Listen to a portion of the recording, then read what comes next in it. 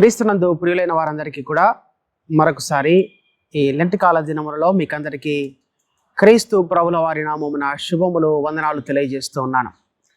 ప్రేమైన వాళ్ళారా, దేవుని యొక్క మహాకృపలో ఈ లెంట్ దినాలలో మన యొక్క దైవ లేఖన భాగముల ధ్యానాంశములను ప్రతిదినము మీరు మన ఛానల్లో వస్తున్నటువంటి వాక్యాలన్నిటి కూడా మీరు ధ్యానిస్తున్నారని, వాటన్నిటిని మీరు ఫాలో అవుతున్నారని మేము మనస్ఫూర్తిగా నమ్ముతూ ఉన్నాం.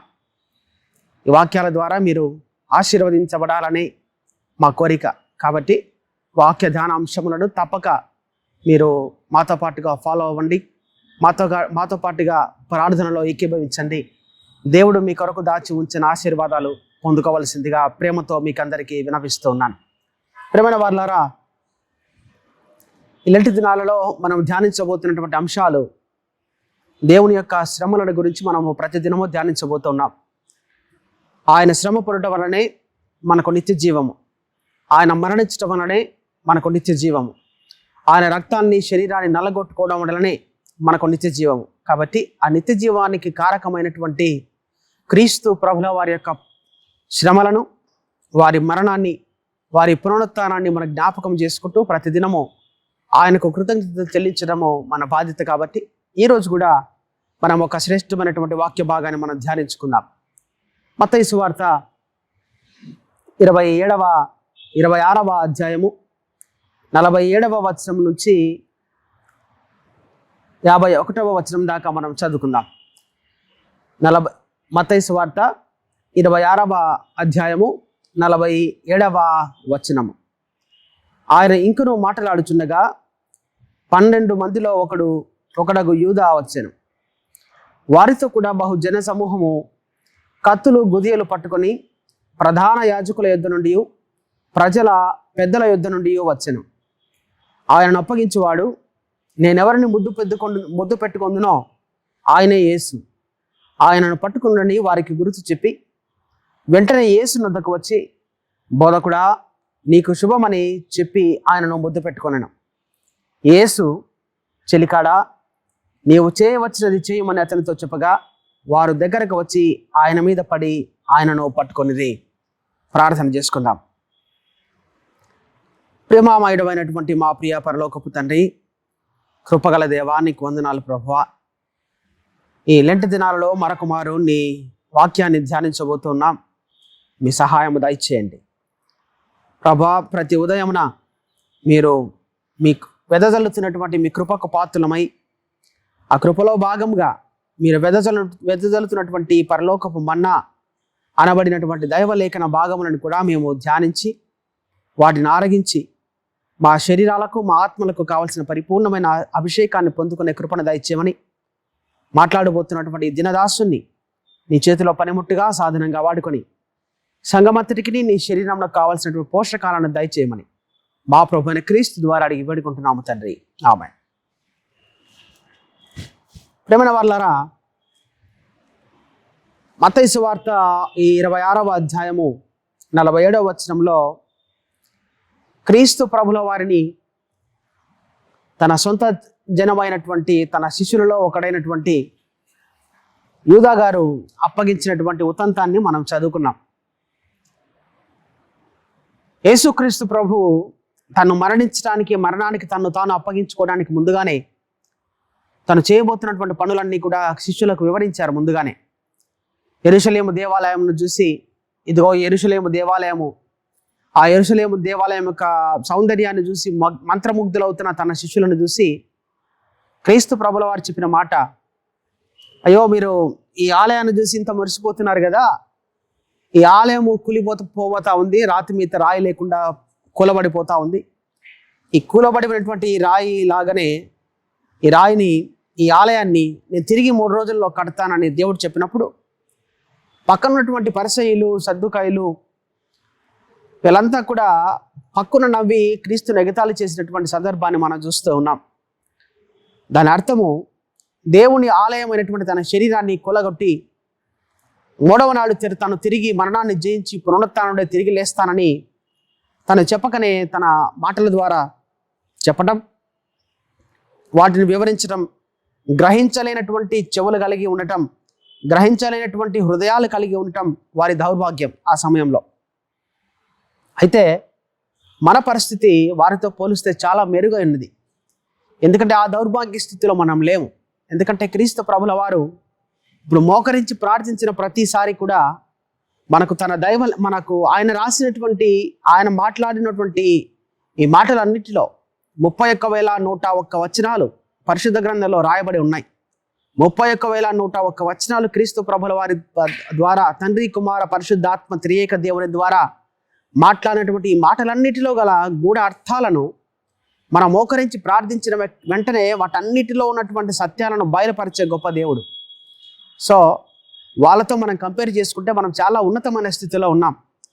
దేవుడిచ్చినటువంటి ఆ స్థితిని, దేవుడిచ్చినటువంటి ఆ మహద్భాగ్యాన్ని మనం కాల రాసుకోకుండా ప్రతిదినము దైవలేఖన భాగాలు ధ్యానించే సమయంలో మోకరించి ప్రార్థనతో మనం సిద్ధపాటు కలిగి ఉండి ఆ వాక్యంలో ఉన్నటువంటి నిగూఢమైనటువంటి సత్యాలను తెలుసుకోవడానికి మనం ప్రయత్నం చేద్దాం. దేవుడు తన శిష్యులకు తన మరణాన్ని గురించి, పునరుత్థానం గురించి చాలా సందర్భాల్లో వివరించారు. తన ఉపమానాల ద్వారా, తను మాట్లాడిన మాటల ద్వారా వివరించారు. అయితే చరిత్రను ఒకసారి మనం గమనించినట్లయితే మానవ చరిత్రలో ఏ మనిషి కూడా 6 గంటల సమయంలో 12 గంటల సమయంలో 6 న్యాయస్థానాలలో ఒక దోషిగా నిలబడినటువంటి వృత్తాంతాన్ని ఎక్కడ మనము చవి చూడం, ఎక్కడ మనం కని విని ఎరగనటువంటి స్థితి. ఎంటైర్ జ్యుడిషియల్ హిస్టరీ మనం గమనిస్తే ఏ కంట్రీలో ఉన్న జ్యుడిషియల్ హిస్టరీలో అయినప్పటికీ కూడా ఒక మనిషి 12 గంటల సమయంలో 6 న్యాయస్థానాల్లో నిలబడి, దోషిగా నిలబడి వేలెత్తి నువ్వే దోషివని వారు దోషారోపణ చేస్తున్నప్పుడు తల దించుకొని నిలబడినటువంటి ఘటన చరిత్రలో మనం ఎక్కడ చవి చూడం. అది కేవలం క్రీస్తు ప్రభుల వారి జీవితంలో మట్టుకే జరిగింది. 12 గంటల సమయంలో 6 న్యాయస్థానంలో నిలబడ్డాడు. 6 ఛార్జ్ షీట్లు ఏర్పడ్డాయి దేవుని మీద. 6 ఛార్జ్ షీట్లు ఏర్పరిచారు. 6 కేసులు పెట్టారు. ఏంటి ఆ కేసులు? 3 రాజకీయపరమైన కేసులు, 3 మతపరమైనటువంటి కేసులు. 3 రాజకీయపరమైనటువంటి కేసులు. ఏంటి ఆ కేసులు అంటే, నువ్వు యూదులకు రాజు అని చెప్తా ఉన్నారు కదా, ఇది నిజమేనా అని రాజు ఎదురుగా నిలబడినటువంటి రాజు అడిగినప్పుడు నువ్వన్నట్టే అని చెప్పిన వెంటనే రాజు గుండెలో ఒక్క క్షణం రాయి పడిపోయి, అరే నేను రాజుగా ఉన్నటువంటి నా ఎదురుగానే వచ్చి నేనే రాజునని చెప్తున్నాడని ఆయన అనుకోవడానికన్నా ఎక్కువగా పక్కన ఉన్నటువంటి వారిని ఇంకా పురికొల్పి, ఇదిగో నీకు రాజద్రోహం తలబెడతా ఉన్నాడు, ఈ దేశద్రోహాన్ని తలబెడతా ఉన్నాడు అని క్రీస్తు ప్రభుల వారి మీద ఉన్నటువంటివి లేనటువంటివి లేనిపోని నిందలు, నిలాప నిందలు వేసి రాజు హృదయంలో విషాన్ని నింపినటువంటి సందర్భాన్ని మనం పరిశుద్ధ గ్రంథంలో చూస్తా ఉన్నాం. 3 రకాల రాజకీయపరమైనటువంటి కేసులు. నువ్వే రాజు అంటే రాజు అన్నాడు.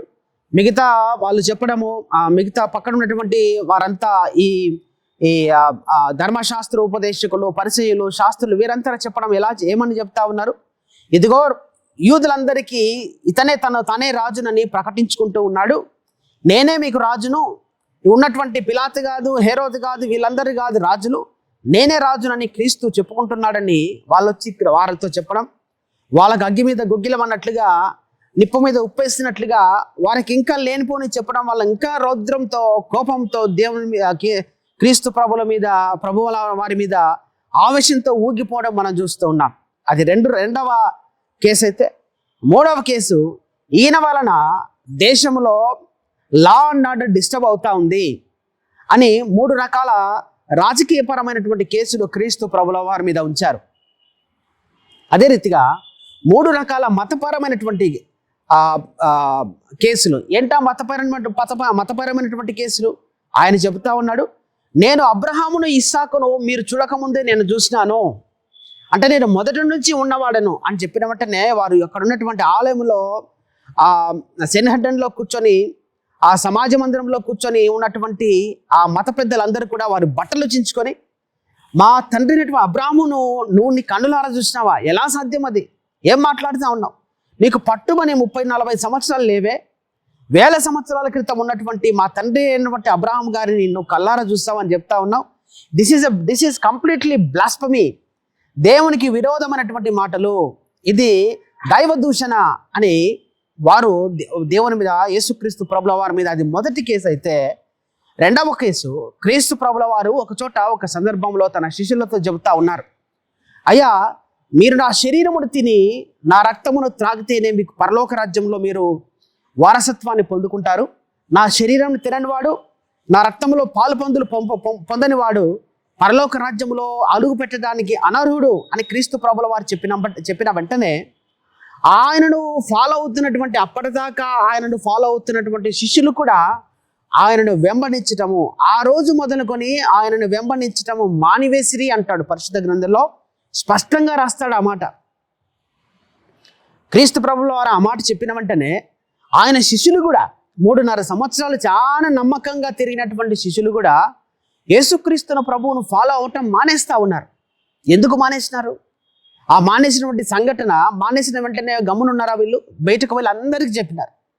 క్రీస్తు ప్రభువు ఏమంటా ఉన్నాడంటే ఆయన శరీరాన్ని తినాలంట, ఆయన రక్తాన్ని త్రాగాలంట. ఇది ఎంత భయంకరమైనటువంటి మాట! ఎందుకు వాళ్ళకి అంత భయంకరంగా అనిపిస్తూ ఉంది? నోవహు కాలంలో యేసుక్రీస్తు, నోవహు కాలంలో నిర్గమాకాండము 9వ అధ్యాయములో నోవహు సమయంలో దేవుడు ఇచ్చినటువంటి ఒక నిబంధన ఏమని చెప్తా ఉన్నాడు? యెహోవా దేవుడు నిబంధన, మీరు రక్తముతో కూడినది ఏది కూడా మీరు భుజించడానికి వీల్లేదు అని దేవుడు కఠినమైనటువంటి ఒక నిబంధన ఏర్పాటు చేసినాడు. ఆ నిబంధనను తప్పకుండా పాటిస్తున్నటువంటి నిష్ఠాగరిష్ఠులైనటువంటి యూదులు వీళ్ళందరూ, ఆయన శిష్యులు కూడా యూదులే, యేసుక్రీస్తు ప్రభుల వారు కూడా యూదులే, ఆయనతో చుట్టుపక్కల ఉన్న వాళ్ళందరూ యూదులే. ఆ యూదులందరూ కూడా ఆ మాట విన్నంటనే ఒక్కసారిగా ఆ అసహ్యం ఏర్పడింది వాళ్ళకు. ఏంటిది ఇది? రక్తంతో కూడినది తినకూడదని మా యెహోవా దేవుడు చెప్తే, యెహోవాకు స్వయాన కుమారుని చెప్తున్నటువంటి ఈయన చెప్తున్నటువంటి మాట ఏంటిది? నా రక్తాన్ని తాగాలి, నా శరీరాన్ని తినాలని. So this is completely controversial statement అని యూదులకు పట్టరాని కోపము క్రీస్తు ప్రభుల వారి మీద ఏర్పడింది. అది రెండవ కారణం. అయితే మూడవ కారణము, నేను మరణించి తిరిగి లేస్తాను అని ఆయన చెప్పిన వెంటనే మరణించి తిరిగి లేయటానికి యోనా చేప కడుపులో 3 దినాలు ఉండి 3వ దినమున ఏ విధంగా అయితే బ్రతికి బయటకు వస్తూ ఉన్నాడో, అదే రీతిగా నేను కూడా 3 దినాలు సమాధిలో ఉండి తిరిగి లేస్తానని తన ఉపమానాల ద్వారా చెప్పడము వాళ్ళందరూ జీర్ణించుకోలేనటువంటి విషయం. నువ్వు ప్రవక్త అయిన యోనాతో ఎలా పోల్చుకుంటావు? నువ్వు దేవుని కృప వల్ల యోనా తన చేప కడుపులో 3 దినాలు ఉండగలిగినాడు, కానీ నీకెలా సాధ్యం అది అని ఎదురుగా నిలబడినటువంటి దైవ కుమారుణ్ణి నమ్మలేనటువంటి భయంకరమైన స్థితిలో ఉన్నటువంటి వారు చేసినటువంటి ఆ నీలాప నిందలకు ప్రతిఫలమే క్రీస్తు ప్రభుల వారి మీద పడినటువంటి 6 కేసులు. 3 రాజకీయపరమైనటువంటి కేసులు, 3 మతపరమైనటువంటి కేసులు. ఈ కేసులన్నీ యేసుక్రీస్తు ప్రభుల వారి మీద ఆ ఛార్జ్ షీట్ ఏర్పడింది. ఛార్జ్ షీట్ ఏర్పడిన తర్వాత ఆయనను ఒక బందిపోటును పట్టుకోవడానికి వచ్చినట్లుగా ఇక్కడ ఏమంటా ఉన్నారు? కత్తులతోనూ గుదియలతోనూ క్రీస్తు ప్రభును బంధించడానికి యూదా ఇస్కరియోతు యొక్క సహాయం చేత యూదా ఇస్కరియోతు వారందరికీ సమాచారం అందించాడు. ఏమని? ఆయన కంపల్సరీ గెత్సెమనే తోటలో, అరిమత యోసేపుకు సంబంధించినటువంటి ఆ తోటలో, ఒలీవల తోటలో రాత్రి సమయంలో ప్రార్థన చేసుకుంటూ ఉంటాడు. ప్రతి రాత్రి తన శిష్యులను కూర్చోబెట్టుకొని వారికి అందరికీ ఉపమానాల భావాలను వివరించేటువంటి మొట్టమొదటి బైబిల్ కాలేజ్. అందరికీ ఉపమానాలు పట్టబగలు కొండల మీద గుట్టల మీద ఉన్న తను జన సమూహాల మధ్యలో ఉపమానాలు చెప్పిన తదుపరి ఆ ఉపమానాల భావాలను శిష్యులు అడుగుతూ ఉన్నారు. ప్రభువా, ఉపమానాలు చెప్పినావు కదా, ఆ ఉపమాన భారం ఏంటో మాకు అర్థం కాలేదని వీళ్ళు అడిగిన వెంటనే వాళ్ళందరికీ వివరిస్తున్నటువంటి సందర్భం ఎక్కడ అంటే, ఈ ఒలీవల తోటలో క్రీస్తు ప్రభుల వారు ప్రతిరోజు ప్రతి రాత్రి వారి పరిచర్య అంతా అయిపోయిన తర్వాత రాత్రి తన శిష్యులను కూర్చోబెట్టుకొని ఆ పగటి సమయం అంతట్లో తను ఏ ఉపమానాలు అయితే చెప్పాడో ఆ ఉపమానాల భావాలు శిష్యులకు వివరించేటటువంటి స్థలము ఆ ఒలీవల తోట.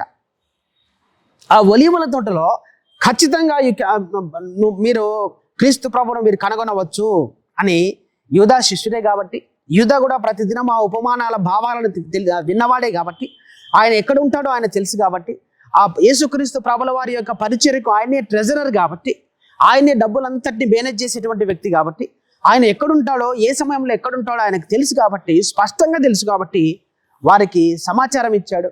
సమాచారం ఇచ్చిన వెంటనే యేసుక్రీస్తును ప్రభువును పట్టుకోవడానికి గెత్సెమనే తోటకు దాదాపుగా 1250 మంది సైనికులు వచ్చారంట. అందుకే ఆయన క్రీస్తు ప్రభు అంటా ఉన్నాడు, మీరు ఒక బందిపోటును బంధించడానికి వచ్చినట్లుగా మీరు ఇంతమంది వచ్చారా? ఇంతమంది ఎందుకు వచ్చారు? 1250 మంది సైనికులు క్రీస్తు ప్రభును అరెస్ట్ చేయడానికి వచ్చారు. 600 మంది రోమన్ సైనికులు, 400 మంది టెంపుల్ గార్డ్స్, 250 మంది సెన్హెడ్రన్ సైనికులు, వీరందరూ కూడా క్రీస్తు ప్రభును బంధించడానికి. అయితే ఈ బంధించడానికి వీరందరూ రావడానికి గల కారణం ఏంటిది?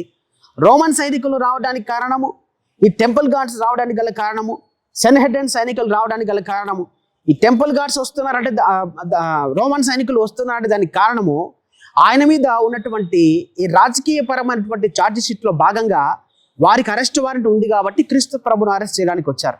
ఈ టెంపుల్ గార్డ్స్ మరి సెన్హెడ్రన్ గార్డ్స్ వీరందరూ కూడా క్రీస్తు ప్రభుల వారి మీద మూడు మతపరమైనటువంటి ఛార్జ్ షీట్లు ఉన్నాయి కాబట్టి వీరందరూ కూడా క్రీస్తు ప్రభుల వారిని అరెస్ట్ చేయడానికి వచ్చారు.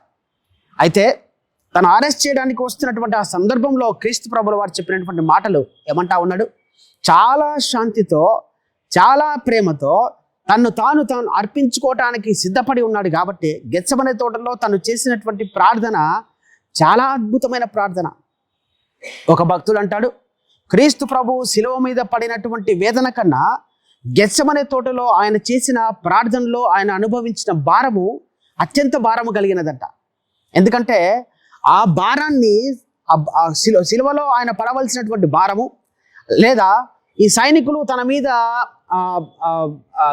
మీద చేయబోతున్నటువంటి అకృత్యాలన్నిటినీ జ్ఞాపకం చేసుకుంటూ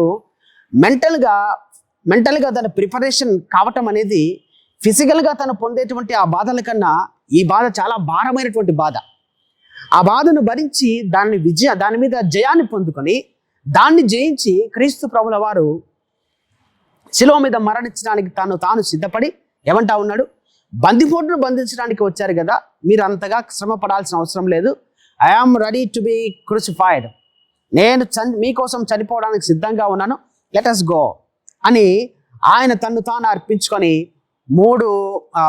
6 కేసులు పడినటువంటి క్రీస్తు ప్రభుల వారు 6 సందర్భాలలో 12 గంటల సమయంలో 6 న్యాయస్థానంలో నిలబడి తాను నిర్దోషిగా నిరూపించుకోవడానికి ఎక్కడ కూడా ప్రయత్నం చేయలేదు దేవుడు.